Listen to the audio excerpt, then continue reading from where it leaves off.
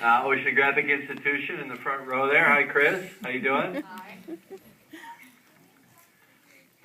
Okay, so I guess Chris basically said everything that needs to be said here, and obviously we have our science experts there to answer any of your questions. But I'm happy to answer any questions that you might have about what we did and how we did it, and whatever's on your mind. You know what, Jim? I think that we've had a lot of really interested young kids here, and one of the common questions is what inspired you? When did you first realize that you had this passion and interest in the oceans and exploration?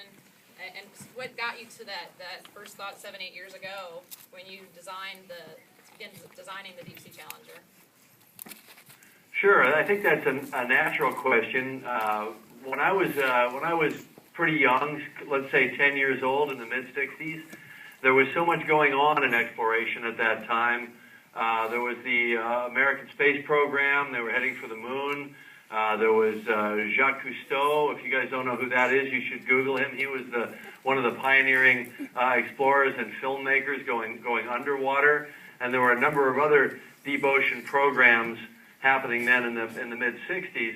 And so I was really inspired by this, and I thought it was very exciting that we were exploring our world, going deeper, and starting to go out into space.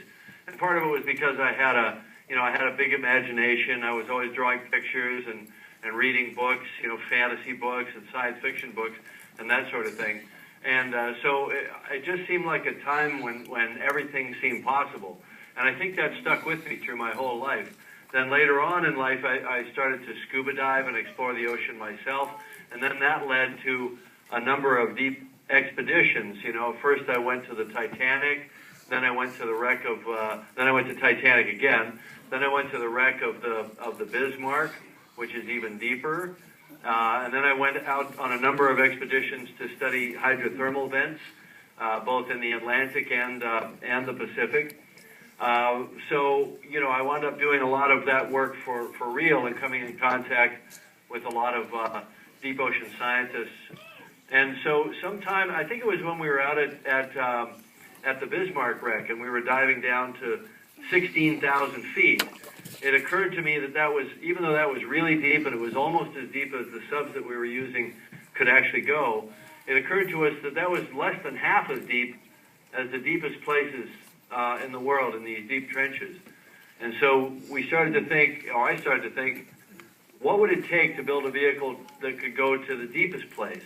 Because if you could go to the deepest place in the world, you can, by definition, go anywhere in the ocean, anywhere.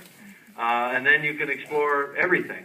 And how wonderful it would be to just have a vehicle that had no depth limit on this planet. But the question was how to do it, how to do the engineering, and how to create the technology, because it didn't exist at that point. That's great. Thank you.